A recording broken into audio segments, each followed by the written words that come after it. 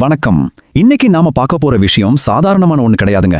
இந்தியாவின் மிக உயரமான ரத்தத்தையே உறைக்க வைக்கிற பனிமலை எல்லைகள்ல நம்ம நாட்டை பாதுகாக்கும் ஒரு ஐடிபிபி வீரரோட மனதை உருக்கும் நிஜ கதையை தான் இன்னைக்கு நாம அலச போறோம். வாங்க அந்த உறைபனி தேசத்தோட காவலர்கள் பத்தின இந்த உணர்ச்சிகரமான விளக்கப்பதிவுக்குள்ள போகலாம். சரி, நேரடியா விஷயத்துக்கு வருவோம். -25°C. இது ஏதோ ஒரு பெரிய ஃப்ரிட்ஜுக்குள்ள இருக்கிற டெம்பரேச்சர் இல்லைங்க. லடாக்ல இருக்கிற இந்தோ திபெத்திய எல்லை போலீஸ் முகாமோட உண்மையான தட்பவெப்பநிலை இதுதான். -25°னா சும்மாவா? நம்ம ரத்தமே உறைஞ்சு போயிடும். இந்த பயங்கரமான குளிருக்கு நடுவுல மனிதர்கள் எப்படித்தான் உயிரோட இருக்காங்கன்னு கொஞ்சம் யோசிச்சு பாருங்க. பகுதி 1. பனிக்காற்றின் நடுவே ஓர் இரவு. கண்ணை மூடி அப்படியே கற்பனை செஞ்சு பாருங்க. சுத்தி எங்க பார்த்தாலும் கண்ணை உறுத்துற அளவுக்கு வெள்ள பனி. அந்த பயங்கரமான இருட்டிலையும் கொடூரமான குளிர்லையும் இந்திய எல்லையை காவல் காத்துக்கிட்டு நிற்கிறாரு வீரர் அரவிந்த். அவர் கையில ஒரு இன்சாஸ் துப்பாக்கி இருக்கு. அந்த -25°ல அவர் மூச்சு விடுறப்ப வர்ற காத்து கூட அப்படியே சூடான நீராவி மாதிரி புகையா வெளியே வருது. ஒரு மனுஷன் மூச்சு விடுறதே இவ்வளோ கஷ்டம்னா அந்த இடத்தோட கொடுமை எந்த அளவுக்கு இருக்குன்னு நீங்களே புரிஞ்சுக்கலாம். இவ்வளவு கொடூரமான குளிரிலும் அரவிந்தோட மனசுல ஓடுற ஒரே ஒரு எண்ணம் என்ன தெரியுமா? நான் முழிச்சுக்கிட்டு இருக்கேன், அதனால என் நாடு ரொம்ப அமைதியா தூங்குது. உண்மையாவே சிலிர்க்க வைக்கிற வார்த்தைகள் இல்லையா?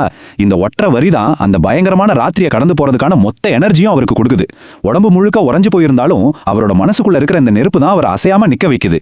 பகுதி 2. ஆபத்தான எல்லை ரோந்து. அந்த ராத்திரி சும்மா அமைதியாலாம் இல்லைங்க. கடுமையான பனி புயல் வரப்போகுதுன்னு ஒரு வார்னிங் வேற வந்திருக்கு. கண்ணுக்கு முன்னாடி ஒரு அடி தூரத்தில் இருக்கிற பொருள் கூட தெரியாத அளவுக்கு இருட்டு, அதாவது ஜீரோ விசிபிலிட்டி. ஆனாலும் என்ன நடந்தாலும் சரி, எல்லை ரோந்து பணியை மட்டும் நிறுத்தவே முடியாது. அரவிந்த் கூட சேர்ந்து இன்னும் 3 வீரர்கள், அவங்க 4 பேரும் என்ன பண்றாங்கன்னா, தங்களுக்குள்ள ஒரு கயிற்றை கட்டிக்கிட்டு ரொம்ப மெதுவா அந்த பனியில நடந்து போறாங்க. ஏன்னா அவங்க நடக்கிற அந்த ஒத்தையடி பாதைக்கு பக்கத்துல அப்படியே 1000 அடி ஆழத்துக்கு ஒரு பெரிய பள்ளம் இருக்கு. கால் லேசா சறுக்குனா கூட 1000 அடி அதல பாதாளத்துல விழ வேண்டியதுதான். இதுதாங்க அந்த ரோந்து பணியோட நிஜமான பயங்கரமான ஆபத்து. பகுதி 3. இருளில் திடீர் அசைவு. இப்போ அந்த காரிருட்டுல 4 பேரும் ஒருத்தருக்கு ஒருத்தர் துணையா மெதுவா நடந்து போயிட்டு இருக்காங்க. காத்து அடிக்கிற சத்தமும் அவங்களோட சொந்த இதய துடிப்பு சத்தமும் மட்டும்தான் அவங்களுக்கு கேக்குது. அந்த அமைதியான நேரத்துல திடீர்னு அவங்க வயர்லெஸ் செட்ல ஒரு மெசேஜ் வருது. மலைமுகட்டுக்கு பக்கத்துல ஏதோ ஒரு அசைவு தெரியுது, ரொம்ப உஷாரா இருங்க அப்படிங்கறத அந்த அலர்ட். நினைச்சு பாருங்க, அந்த நேரத்துல அவங்களோட பதற்றம் எப்படி எகிரி இருக்குன்னு. எல்லாரும் உடனே துப்பாக்கியை ரெடி பண்ணிட்டாங்க. இருட்டை கிழிச்சுக்கிட்டு அவங்க கண்கள் அந்த ஆபத்து எங்கிருந்து வருதுன்னு தேடுது. அப்படியே ஒரு நிமிஷம் யோசிச்சு பாருங்களேன். அந்த கும்மிருட்டுல கண்ணையே மறைக்கிற பனிமழையில அவங்கள நோக்கி அப்படி என்னதான் வந்திருக்கும்? ஒருவேளை எதிரிகள் ஊடுருவ பாக்குறாங்களா, இல்ல வேற ஏதாவது மிருகமா? உங்களுக்கு என்ன தோணுது? அந்த சில நொடிகள் ஒவ்வொருத்தருக்கும் எவ்வளவு பெரிய திகில கொடுத்துருக்குன்னு சொல்லவே முடியாது. கண்டிப்பா அது எதிரிகளோட வேலையா தான் இருக்கணும். அவங்க மனசுக்குள்ள ஒரு பெரிய எதிர்பார்ப்பும் பதற்றமும் இருந்திருக்கும். ஆனா நிஜத்துல அங்க வந்தது என்ன தெரியுமா? ஒரு காட்டு யாக் மாடு. ஆமாங்க, அந்த இருட்டுல ஒரு மாடு தான் நடந்து வந்திருக்கு.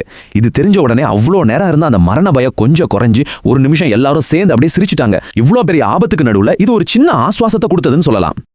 ஆனா இங்க நாம கவனிக்க வேண்டிய ரொம்ப முக்கியமான விஷயம் என்னன்னா, அவங்களோட அந்த சிரிப்பு வெறும் சில நொடிகள் மட்டும்தாங்க. அந்த சிரிப்புக்கு பின்னாடி ஒரு பயங்கரமான உண்மை மறைஞ்சிருக்கு. அந்த இடத்துல ஒவ்வொரு நொடியுமே உயிர் ஆபத்து தான். வந்த அசைவு மாடுன்னு தெரிஞ்சதால சிரிச்சாங்க. ஆனா அதுவே ஒரு எதிரியா இருந்தாலோ இல்ல ஒரு பனிச்சரிவா இருந்தாலோ மரணங்கிறது அவங்களுக்கு எப்போதுமே வெறும் ஒரு அடி தூரத்துல தான் காத்துக்கிட்டு இருக்கு. பகுதி 4. விடியலும் தேசிய கொடியும். ஒரு வழியா அந்த நீளமான ஆபத்தான ராத்திரி முடிவுக்கு வருது. அடுத்த நாள் காலை லேசான சூரிய ஒளி அந்த உறைபனி மலை மேல மெதுவா படுது. அந்த பயங்கரமான பனிக்காத்துல நம்ம இந்திய தேசிய கொடி ரொம்ப கம்பீரமா பறந்துகிட்டு இருக்கு. நம்ம தேசிய கொடியை பார்த்தோன்னே அரவிந்த் அந்த -25° குளிரையும் பொருட்படுத்தாம தான் போட்டிருந்த கையுறையை அப்படியே கழட்டிட்டு வெற்று கையால சல்யூட் அடிக்கிறாரு. இந்த மாதிரி உரைய வைக்கிற குளிரில் வெறும் கையால சல்யூட் அடிக்கிறது சாதாரண விஷயம் கிடையாதுங்க.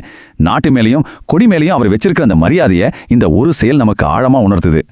பகுதி 5. உண்மையான வீரம். இந்த மாதிரி ஒரு வேலையை செய்யறதுக்கு சும்மா உடம்புல பலம் இருந்தா மட்டும் பத்தாது, இரும்பு மாதிரி ஒரு மன உறுதி வேணும். அப்போ அரவிந்தோட நண்பர் அவர்கிட்ட ரொம்ப யதார்த்தமா ஒரு கேள்வி கேட்கிறாரு. இவ்வளோ கஷ்டம் இருக்கே, இது எப்படிடா இங்க தாங்குற அப்படின்னு. சொல்ல போனா இது அந்த நண்பரோட கேள்வி மட்டும் இல்லைங்க, இந்த கதையை கேட்டுக்கிட்டு இருக்கிற நம்ம ஒவ்வொருத்தருக்குள்ளேயும் ஓடுற அதே கேள்விதான். இவ்வளோ கொடுமையான ஒரு சூழலை ஒரு மனுஷன் எப்படிதான் தன் வாழ்நாளா ஏத்துக்கிறான்? அதுக்கு அரவிந்த் சிரிச்சுக்கிட்டே ஒரு பதில் சொன்னார் பாருங்க. என் குடும்பம் வீட்டை காக்குது, நான் என் நாட்டை காக்குறேன். அடடே, எப்பேற்பட்ட வார்த்தை பாருங்க, எவ்வளோ பெரிய தத்துவம்.